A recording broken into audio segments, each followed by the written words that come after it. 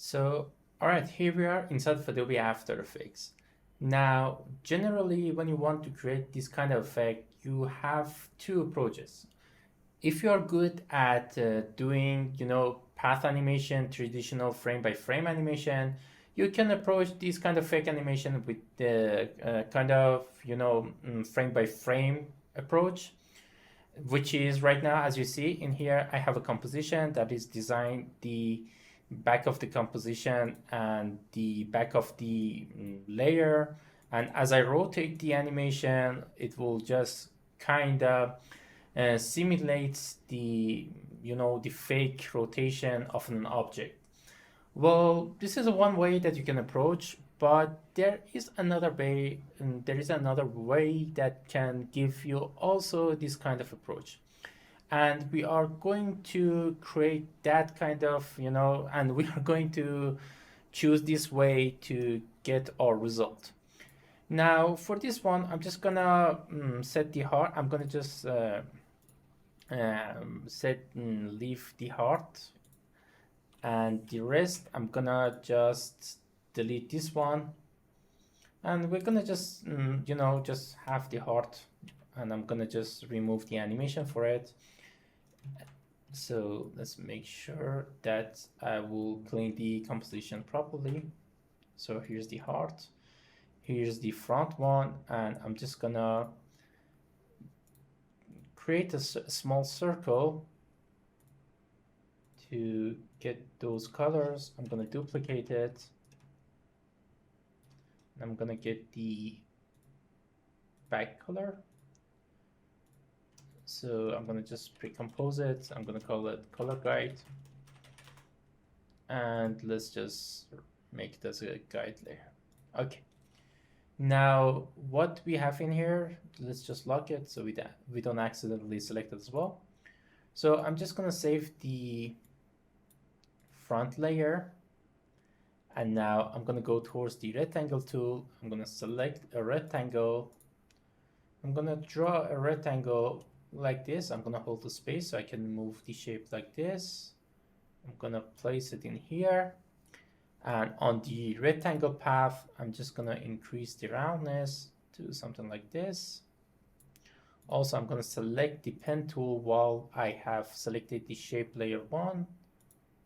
And then I'm gonna just draw a triangle like this. So I don't need any parts, so I'm just gonna delete them.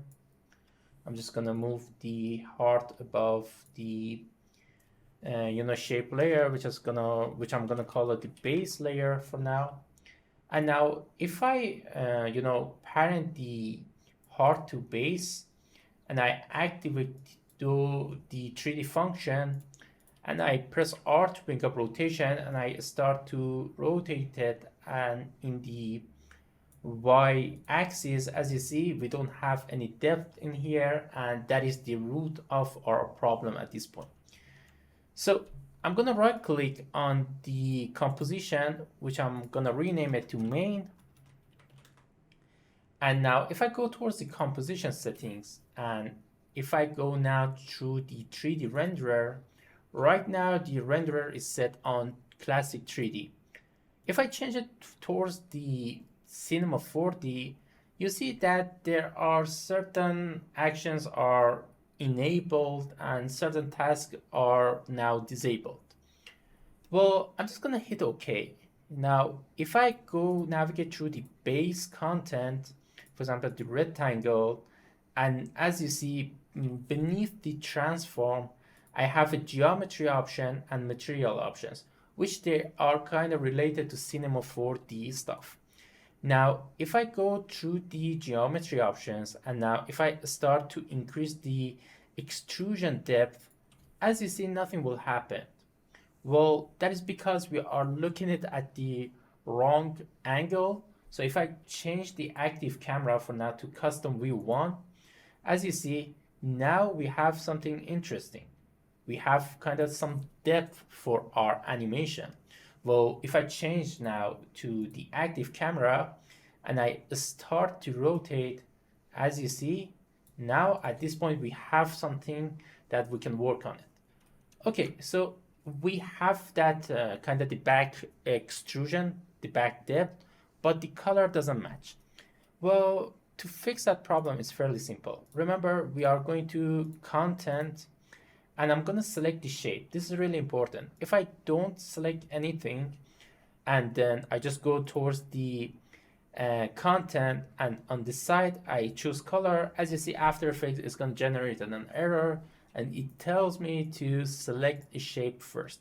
So I'm going to select the shape and on side I'm going to choose a color and I'm going to change its color to blue, same as the rectangle. I'm going to go towards the add menu and on side I'm going to choose a color and I'm going to choose the eyedropper tool and this will become right now, as you see, the base of our shape, which is kind of cool.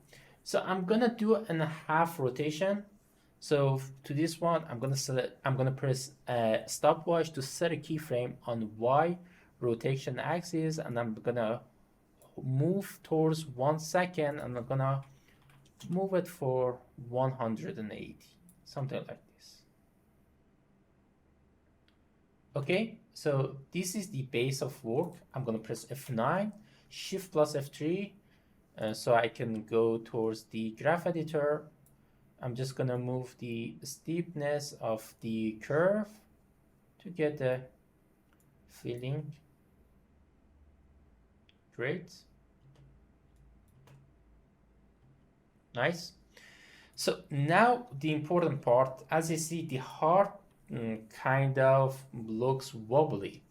That is because it is stacked on the, it is kind of just inside of the shape. So if I change it from, for example, on the front, you see that we need to kind of just push it by, minus like 2, minus 1 to get that look.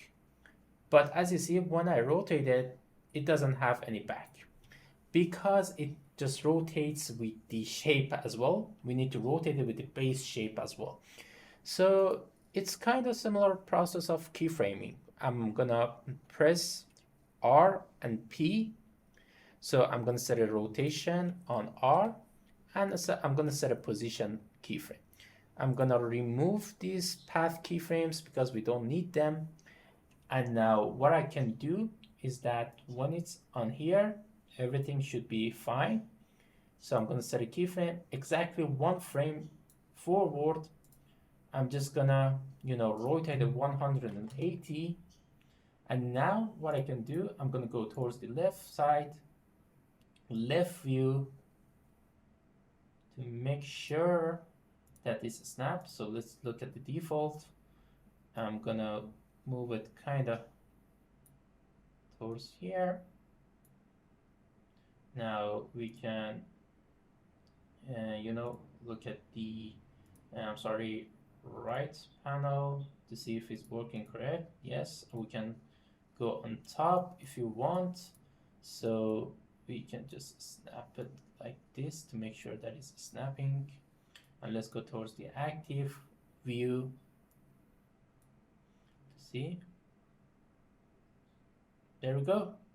Now we need to increase the heart.